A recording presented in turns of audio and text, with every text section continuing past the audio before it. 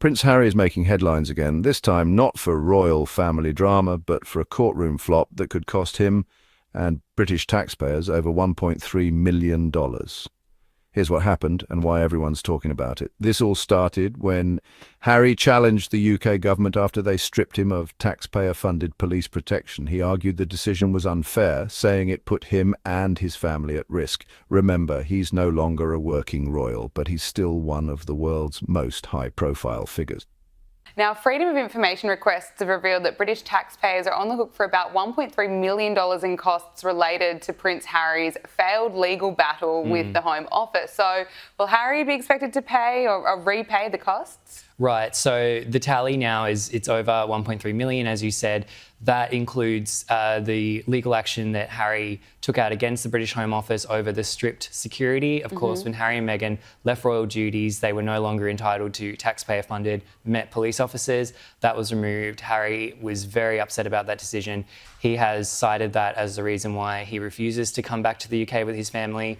And this has really been an ongoing court battle for over 4 years. So he's lost it multiple times on appeals. It most recently went to the UK Court of Appeals last month and he lost. So therefore, he will be expected to likely reimburse the Home Office and therefore the taxpayer this money. I think that's only fair.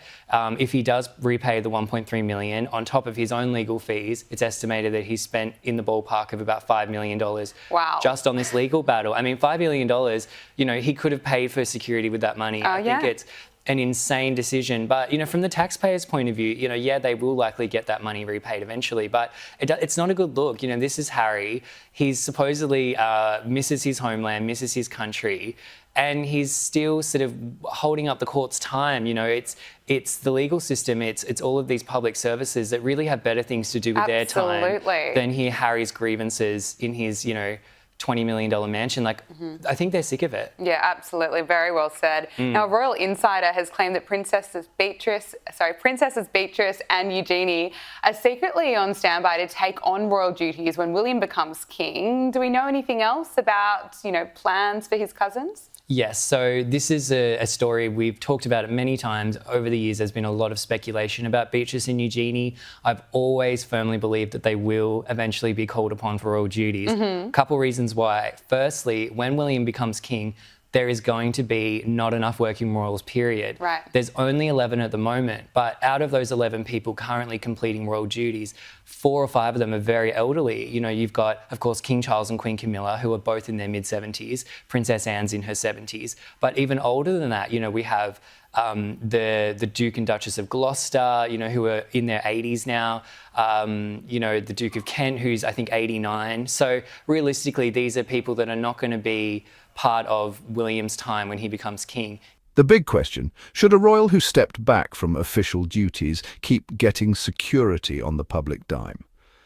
The court didn't see it Harry's way. Not only did he lose, but now he's on the hook for massive legal costs. Over $1.3 million money that will ultimately be footed by British taxpayers.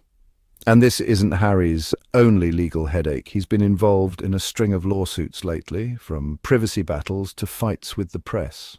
Losing here dents his credibility and might make him think twice before heading back to court. He's going to need backup. I think that the logical choice, if you look down the line of succession, is to go straight to Beatrice. I think she's always had that sense. If you look at the way that she's structured her life and her family decisions, I think all of that really leads to her thinking, I might be called upon, and I do believe that she would do it for her cousin. I think Eugenie as well would be a possible contender because he's going to need the support. I think, you know, of course, William and Kate have 3 children, but, you know, Charlotte, you know, Louis and George are decades away from being able to take on royal duties. So I do think I would, if I'm not a betting person, but I would put a bet on Beatrice, definitely Beatrice and possibly Eugenie becoming. Okay, putting our money on it. Yep. Now, a man has been arrested after illegally trespassing on the grounds of Windsor Castle, not far from Kate and William's family home. So tell us about this. Could this latest incident spark kind of a royal security overhaul, do you think? Look, I think that would definitely be a discussion. This is the second time now in the span of a year where publicly it's been known that people have trespassed onto the grounds of Windsor Castle. Of course, Kate and Will and their family live inside Adelaide Cottage, which is a regular family home within the sort of confines of Windsor Castle.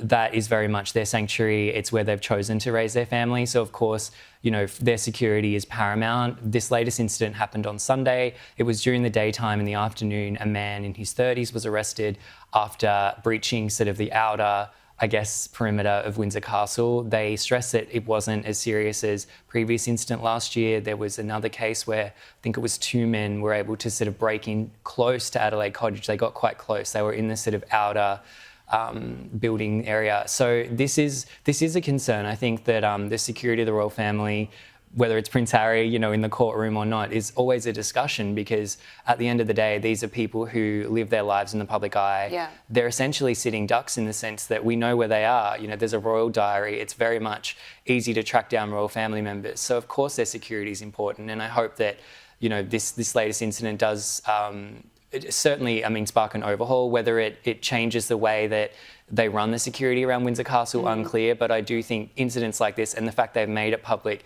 shows that, you know, they are serious about prosecuting people as well. Yeah. Riley Sullivan, thank you so much for joining us. Thank you. Even for someone born into royalty, that's a tough pill to swallow. If you're finding this breakdown helpful, hit that subscribe button and turn on notifications. I cover royal news and bigger world stories, always cutting through the noise. So, Prince Harry's legal gamble didn't just hit his wallet. It's taken a swipe at his reputation, tested public patience, and brought up old debates about royal privilege and accountability. What do you think? Was Harry right to fight, or was this a royal misstep? Drop your thoughts in the comments, smash that like button if you learned something new, and don't forget to subscribe for more quick, no-nonsense royal updates.